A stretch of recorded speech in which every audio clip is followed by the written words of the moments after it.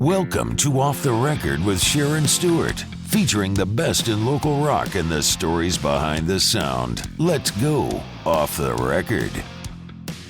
Welcome to the podcast. I'm Sharon Stewart, and today we're shining a light on one of Western Pennsylvania's own, Samantha Sears. She's a Clarion-based singer-songwriter whose voice carries equal parts soul and strength. You may have seen her performing all over, from small town stages to Pittsburgh area venues. Just her, a guitar, sometimes a ukulele. True one-woman band. Now, her latest single, Through Waiting, is a powerful new track that captures a moment of clarity and resolve, and you're going to hear her perform it right here on the podcast. We're going to talk about her love for music, where it began, what it's like to be a solo one-woman band on stage, and how she's carving out her place in the regional rock and indie scene. This is Samantha Sears. Samantha, thanks for joining me on the podcast today. You're on all of the platforms. I've noticed you're on Spotify. You've got a YouTube page, which I subscribe to. I don't know if you noticed that. Yeah.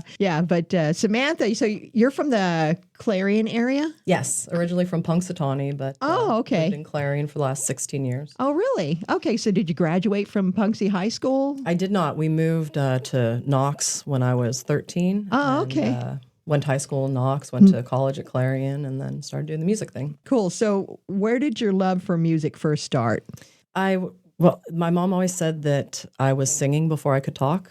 So I would think I was born musical. My mom loved music. She was always going to concerts when she was younger. Mm-hmm. I'm told my dad was musical. So it just seemed to be like it was in my DNA. What kind of music do your parents like? My mom likes everything. Like, she grew up in the 60s, so the Beatles, Janis Joplin, Jimi Hendrix. She was at Woodstock. She actually saw the Beatles. How many people can wow. know that saw the Beatles? So a lot of classic rock, a lot of folk rock, and then, in the 80s, a lot of soft rock. I've been listening to you. I've been doing deep dives in your music, and I thought you were raised by hippies. You could tell. Now I'm right, aren't I? The influence came through. Yes. I figured that you were raised by hippies. Well, that's very cool. So, it starts with family. That's usually the answer that I get when I ask that question. So, do you remember the first instrument? Well, what was your first instrument? What instrument called you? I don't know if it was a calling, but I had started playing flute in fourth grade. Whatever's handy. Okay, band. It was a toss-up between flute and saxophone. Now, in hindsight, I regret it not being the saxophone. But, I played flute all through elementary school and high school, and didn't really learn to play the guitar or anything until I was in my 20s. Well, hippies love the flute. See, that was my first choice. When I was going to join band back in the 70s, okay? My mom said, what are you going to be, a hippie playing the flute in the park? And I ended up playing the French horn. And my mom nailed it. I would have ended up playing the flute in the park. So, cool. So it was a flute, and then eventually, did you move on to guitar? Or Yes. After my first band broke up, I didn't want to have to rely on other people to make music. So so you were in a band. Mm-hmm. What was the name of the band? The Keep It Downs. Oh, you were in the Keep It Downs. I know those guys. I saw the sticker. Wow. Okay. So you're in that network then, huh? Ish. Yeah. What made you decide to branch off on your own? It actually was not my decision. But it was probably the best thing that could have happened. And I really doubled down on learning guitar, kind of learned songs instead of going to class. And ukulele came by the next year, and I just ran with it. Started playing out anywhere I could play, at coffee shops and... Right. I've been, like I said, I've been following you, and I noticed you've done the Pittsburgh airport. You've done some, what do they call that, busking, street performances? I kind of got started busking as well, but with the Pittsburgh airport, it's a program with the Pennsylvania Council of the Arts and what used to be called the Office of Public Art. Now they've changed the name to ShiftWorks in Pittsburgh, and it's a neat program. Wow, that's cool. So, sometimes when I run a one-woman show here on the morning show, right? And, sometimes I got to tell you, I feel kind of naked and afraid by my, when you're all alone. That's There's really no one to fall back on. That's really got to be intense out, in public, by yourself, where people really aren't expecting a show. Yeah, especially somewhere like that. Yeah. But I like making music in unexpected places. It's a nice surprise, though, I'm sure, Like I used to do the Giant Eagle Market District circuits down in Pittsburgh. So who would have thought live music in a Giant Eagle? They have like cafe, bar areas. And that was one of my favorite gigs, actually. That's a paid gig. Did you reach out to them, or did you just heard the program? Well, someone had heard me, and then they got a job, booking for that, and they're like, "Hey, I thought of you," and kind of worked out. One time, they sent me up to Erie to play at the grand opening of a Get Go. Wow. So at the Giant Eagle, I often think when you hear that music in there, the music that they play over the speakers, that, oh, this is music. They're trying to get me to buy, more meat or more mayonnaise. I don't know. Maybe in the shopping part, but this would be in the cafe part. So maybe it's to make you drink more or something. Yeah, make you hungrier. Yeah. That's very cool. So every artist remembers their first show. Yes. What was your first show? NSYNC. Oh, I was 13. I was 13, and I was there screaming along with all the took you to NSYNC? Mom? My mom. Figures. Wow, mom's got to be really cool. Yes. Am I blushing about the NSYNC? Didn't they just recently come through, or was it NSYNC? There's been rumors about that. The Backstreet Boys got back together and did this bit of shows out in Vegas at the Sphere. If you've heard of the Sphere, which looks really cool. Yeah. My millennial heart would really like to go see that. Yeah. The Sphere, though, when I see the graphics on that, I don't know if I can handle being in the building. I think I'd be better off in the parking lot just watching the graphics people on the Sphere. Oh, yeah. That looks pretty cool. So NSYNC was your first show. Yes. Now, when I listened to your music, you know who I heard on the way? I don't remember what song it was, but I heard Natalie Maines. The Chicks. Yeah. Formerly Dixie. Yeah. So love them. Okay. Started You're listening. familiar? Yep. My best friend turned me on to them when I was, maybe 14 or 15. She was listening to like Goodbye Earl and stuff like that. So who are your musical influences? Very many. Yeah. Like I said, I grew up listening to what my mom listened to. I think I started listening to what I wanted to listen to. I remember my first CD when I was 10, or maybe I wasn't quite 10 yet. In 1995 was Jagged Little Pill by Alanis Morissette. Alanis. That was my first CD. Wow. But even before that, like Mariah Carey, Gloria Estefan, the Whitney Houston, the strong, women vocals. Yeah. How about male? Oh, definitely. Like the Beatles. Yeah. I feel like I grew up on the Beatles. Yeah. People my mom liked, like Dan Fogelberg, and I know she likes Kenny Loggins. I don't really. I'm trying to think of other names. You've got so many influences. Vast. And I feel like it's my voice. I feel like I'm almost a bit of a chameleon with my voice because I can sound one way and then sound another way, just depending on what song I'm singing. So do you have any gigs coming up anytime soon? I do. I play at the Hitching Post every third Saturday of the month. Oh, okay. And Boxcar Brewworks every fourth Saturday of the month. And, fill in other places. I've played at Angry Goat before. I don't have any upcoming dates. Treasure Lake. Are you available for, weddings or events like that? Yes, I've done. You do that? Whole slew of events, weddings, memorial services, yoga classes. Wow. Random stuff. Is this your only job, only occupation? Yes. That's I've been great. lucky enough to do this for the last 13 years. Oh, okay. That's great that you don't have to supplement. I just had another guy come in, he's working 2 and 3 jobs just to get by and buy the equipment that he needs. That's a whole other thing, huh? Well, luckily, being a one-woman show, it's not much equipment. I could just, I have a big mouth. I don't even need a microphone. So you could just set me somewhere and someone could hear me even without equipment. Wow. I don't have too much, a little speaker. You like staying as a solo artist then, since you've had the experience as a group? My main love is singing. I would love to just sing because when I can just sing, I'm a much better singer than if I have to play an instrument and sing. Oh, okay. But I play an instrument as a means to an end because people are unreliable. Yes. And disappointing. And not everyone has the same drive as you or the same schedule as you. So I would love to sing in a band. It just hasn't been in the cards for the last however long. I have a friend that sits in with me on guitar. He's knows all the local musicians out Franklin Way. So sometimes he'll sit in and play with me, but mostly solo. The production on your music is very professional. Oh, thank you. Do you do that yourself? I do not. I was lucky enough to have some people record me out of the goodness of their heart. And then the most recent song that I have released, I actually paid somebody down in Pittsburgh, Mr. Small's recording studio. Oh, okay. Oh, Mr. Small's. I've seen some shows there. Yeah. I've actually, Katie Tunstall at Mr. Small's. Oh, nice. Yeah, it was a great show, too. You like her? I do. She's great. She's very good. I didn't know they did that, Mr. Small's studio. So they have the venue and... They do. Originally, it was not with the performance venue. It was kind of down the road. The last I read online, I think they were incorporating it into the performance venue somewhere in that building. Have you performed at Mr. Small's yet? I've not had that opportunity. Not yet, huh? I've sold tickets. I've done shows where you sell tickets. I'm not good at self-promotion, and I'm not big into pushing tickets. You're not a salesperson. Or my name. Yeah. Me either. Like, it's hard for me if I'm at a gig and be like, my name is Samantha Sears. Yeah. You can find me. Blah, Call blah, me, blah. call me. Yeah. Yeah. Like, please book me. Please buy my stuff. Yeah. So you just kind of let them fall at you. Yeah, that's great. You've got a lot of Pittsburgh experience or shows. I'm surprised you're still here in our area. I bought a house in Clarion when I was going to college, and then, the college isn't doing so well, and neither is the town, and I kind of stuck with the house. Yeah.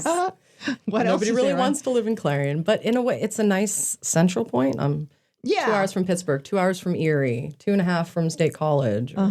I can, and I don't like to travel more than 2 hours one way. So I'm up in Erie, down in Pittsburgh, Is it starting to slow down now? Is this a time of this is a slowdown season, right? Unfortunately, I had a crazy August, and then it's like September puts the brakes on. So do you want to talk about your personal life? Do you have a family? Are you? I have a boyfriend, and he's very supportive. He's a mix of a roadie / manager / advisor. Yes. He needs to get out there and sell you now too, huh? How does this look with this? I don't know. They all look the same. You really don't have to worry too much about, I guess you do, balancing, home. I have a fur baby at home too. So that's like my child. And so you got to get back to the house and the dog and the boyfriend, right? Wow. Well, sometimes he comes along with me, and not the boyfriend, not the dog. And he has a really good voice. So sometimes he'll sing with me. Oh, okay. Which is, people are always like, he comes up out of the audience and he'll sing with me. And so I'm surprised you don't continue to, do it as a duo. Oh, he has a busy schedule himself. His family owns a pizza pub in Clarion. Okay. So he's very busy no more. there. Restaurant. I've done that too. Yeah, I have two in a previous life. Yeah, you're doing everything, especially if you own it. Well, his uncle owns it, and his cousins Everybody work there, helps. and he works there. And wow. A lot of hours, a lot of busyness. So let's talk about your music now. Do you have an album out that's available, or are these all singles? Technically, they're all singles. Nothing was released as a cohesive unit. That's how they do it now, I understand. It is. So I guess that kind of worked in my favor. I'm not opposed to releasing. It'd be nice to have like a collection. Yeah. So what's your most recent single? The most recent one that I released was called Through Waiting in, I think, the end of 23. But it's an old song. It's just one of my favorites to sing. So I wanted to finally get it recorded. Yeah. But I have a lot of stuff that I'm hoping to record later on this year. Takes time to do that too, doesn't it? It does, yes. On top of the job. Yes. You're singing because, job. Sometimes I love what I do, but it can start to feel like a job when you're playing 4 days in a week and they're all out of town. You're your own roadie. So you're setting up, you're tearing down. Yeah. Long hours on the road. But I mean, I don't ever get bored because I'm not at the same place every day. And it's nice to meet new people, see new places. It's, I just can't, I think it's great that you're getting paid, and you're thriving. Oh, me too. On your own. It used to be like, why are people paying me to do this? I can't believe people are paying me to do this. That's very cool. So if you could open for anyone, past or present even. Oh, that makes it fun. I had someone in mind. Who would you open for? I'm a huge fan of Sheryl Crow. I think she's just amazing. Yes. She's been doing it for decades. She's still awesome, still releasing music, and I would love to open for her. Past, that one's hard. I mean, it'd be nice to go back to see some of the people that are no longer here. Yeah. The Beatles. Yeah, I figured you would Blind say Melon. that. Oh, yeah. You do a lot of covers too out there when you perform, right? You sprinkle in your Sprinkle originals. my originals. People clap. I'll claim them if they don't. I was just talking to somebody else the other day, and you're on Spotify. You know, do you ever worry about your material being lifted, taken? I mean, the fact that it's on Spotify, I guess, trademarks it or shows that it was mine first. Okay. I would think. See, I wondered about maybe. that. I mean, I imagine somebody could, and if I wouldn't even know unless I happened across a video. Yeah. But it's nice to, I can say you can stream me wherever you stream music. So I'm on all the streaming services, and you can reach people from all over the world. Have you heard from? Oh, I love watching the stats. Yeah? I'm big at watching the stats. Who's for the farthest Spotify. away all over viewer? Really? At the end of the year, they'll round up the amount of countries you were listened to for that year. But I mean, I had a thing going a couple of years ago where I was like in over 100 countries. I had a lot of listeners going. I mean, wow, Ukraine, see, Indonesia, just places I never even heard of. Which is I was obsessed with watching the stats. Like, you listen to me. Anybody ever reach out to you from afar? Not from afar. I've had people reach out. Like one time, it was after an airport gig. Somebody was going through a tough time, and they said they were walking through the airport and they heard my music, and it made them feel better, and they wanted to thank me for that, and that made me feel really good that A, I helped them, and B, that they reached out to tell me that. And you reached them. You know, yes. They took the time even to stop and tell you that. And you got to focus on those positive things because there are a lot of naysayers out there, especially as a woman doing it herself. Yeah. When you do on the street or at Pittsburgh Airport, do you have your guitar case open? Do you get tipped? You know, do people show appreciation? Or the airport has specific rules. You're not allowed to solicit tips. You can sell merchandise. Oh. And then if people, throw money in your merchandise jar, well, then that so happens to be that. But you can't have like a jar that says tip jar. Specifically, you can't have an open guitar case because that, I believe, they think says tips. Yeah. But basically anywhere else, I kind of have my own little tip table. Yeah. Like I put my CDs on it, my stickers, my business cards, put a couple tambourines under it for people to play along, which that's usually that's kids a fun or drunk part. people. Yeah, it gets them to engage with you. Yeah. And they can feel like they're making music too, huh? I love watching the kids. Sometimes maybe it's the first instrument they've ever played, the really young ones. And you're influencing maybe future artists like yourself. I like to think I'm a good role model. Maybe. There you go. So where do you see yourself, moving forward as an artist? I would like to, keep performing, keep releasing music, maybe playing bigger venues. Yeah. Maybe doing a tour. I wish I had done that when I was younger and did you have the opportunity? And more able-bodied. I did, but I didn't want to do it by myself. Oh. But yeah, now I really don't want to do it by myself. Right. It would be easier in my 20s now. I can't really say I'm in my 30s anymore because I won't be in like 2 weeks. But it'd be nice to put together some kind of tour, which I've played out of town before. If I go to the Outer Banks, I've booked something in the Outer Banks. I've played at a really cool place that's no longer open in Manhattan. In Greenwich Village. It was a music venue for like 100 years. Marcus Mumford played there. A bunch of other well-known musicians played there.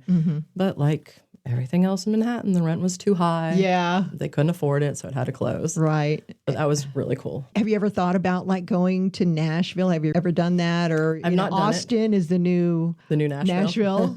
I would love to go to both. I've told by many people you just have to go to Nashville. Everybody goes there, right? Yeah. So I would love to check out the music scene there. Even Asheville, North Carolina is on my list to go check out. A lot of breweries, so a lot of live music, Well, I guess you got to leave some things, still, you can't do everything. No. So maybe that's in your future, huh? Yes, hopefully. Go to Nashville and do an open mic. Who knows, huh? Yeah. Let's talk about your most recent single. That's what you're going to perform for us today, right? Yes. On the podcast. Tell us about the song and what inspired you. It's an older song. I think I wrote it in 2012, and it's a combination of a relationship breaking up and a band breaking up. It was kind of tied together, and about just not waiting on anybody else to do what you want to do and think is your destiny. Okay. Perform it live here right now on the podcast? Yes. Awesome. Or what's the name of the song? Through Waiting. Through Waiting from Samantha Sears. Say you hate me, well that's just fine. Memories won't break me, can't press rewind.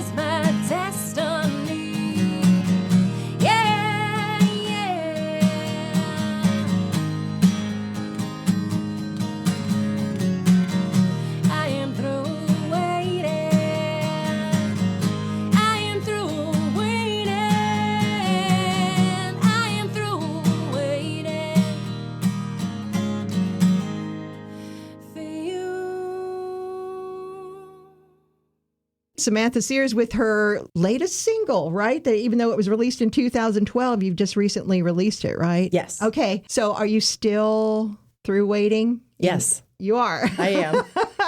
That's good, though, right? Waiting on other people and other things just to trying to forge my own way. So, that's out right now. I actually found it on iTunes, as a matter of fact. So our listeners can, start downloading your music. And, of course, it's on Spotify, too. And all the streaming anywhere services. You can get it. So everybody go out there and stream or download Through Waiting and all of her music, Samantha Sears. Going back, that song's going back quite a ways to 2012. If you could give your 2012 self a little bit of advice today, what would you do? You have any advice for her? I would say to listen more to the lyrics of the song and live them more so than I did back then. Well, that's interesting. Stop waiting on other people to help me make my opportunities and just make them myself. Yes. I always say that, like kind of visualize or manifest what you want, Yeah. That's kind of how I feel I ended up here.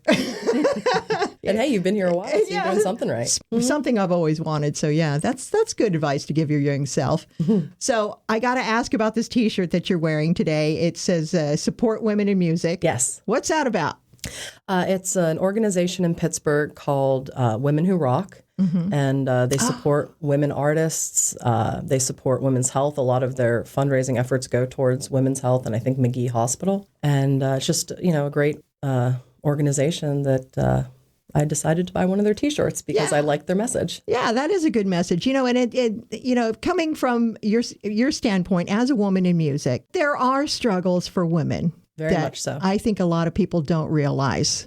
Just look at a festival lineup. Yeah. It's mostly men or male bands. There's an Instagram page that I follow that calls that out. It'll show the music festival poster, and then on the next slide, it will show the women on the poster and the percentage of women, and it's abysmal. Yeah. Don't get me started. Me either. Yeah, I know. But we just got to keep doing what we got to do, right? Yep. All right. Women Who Rock. I'm going to have to get one of those shirts to support women in music, and it will definitely support you, Samantha. So you've got anything going on, later on this month, or what's coming up for you in the fall or November? I do. I play at the Hitching Post here in DuBois every third Saturday of the month. And, I thought I should bring my schedule, and then I forgot to bring it. Yeah. I know I'm somewhere else locally. Oh, the Public House on Jared. I'll be there on November 7th. I saw you were in another place just a couple weeks ago. It was a brand new bar that opened up. Oh, gosh, the place started with an E. Anyway, I didn't recognize the venue. I assumed it was... Local? No. So you travel too. I'm all over the place, yeah. Pittsburgh to Erie and everywhere in between. You got any writing planned for the winter? Yes, I'm hopefully going to record some more music this winter, and actually just did a couple of videos yesterday with a local photographer and new videographer. Really? So they'll be coming out, not sure when, but look for that. Look for that on your social media pages? Yes. Instagram? All the socials. I'm even on TikTok. I'm trying. I haven't built it up very much, but I'm trying. I know.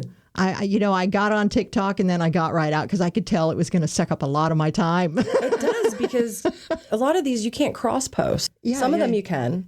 But when you can't cross post, then you have to go into each individual app and, type in all the information, upload, do the hashtags. It is time consuming. Yeah, it is. Well, that's how it is for a one-woman band, right? Yes. And a promoter, all I do that, it all. songwriter. Yep. Well, thanks for coming in and talking to us on Off the Record, Samantha. And please send me more of your music if you release some more this winter. Awesome. I will. Thanks so much for having me. That's Samantha Sears on Off the Record. A true one-woman band, powerful voice, honest songwriting, and a sound that's all her own. Now, if you like what you heard, follow her on social media. She's everywhere. She's on Reverb Nation, SoundCloud, YouTube, Spotify, all the platforms. Also follow her on social media too, Instagram, TikTok, as she mentioned, and Facebook. Samantha Sears. That's Sears. And that's it for episode 16 of Off the Record. Now, if you're in a band or are a local artist and you'd like to be featured on the podcast, send me an email at sharon@sevenmountainsmedia.com. Thanks so much for listening to this episode of Off the Record with Samantha Sears. Until next time, keep it loud, keep it local, and keep supporting live music. I'm Sharon Stewart.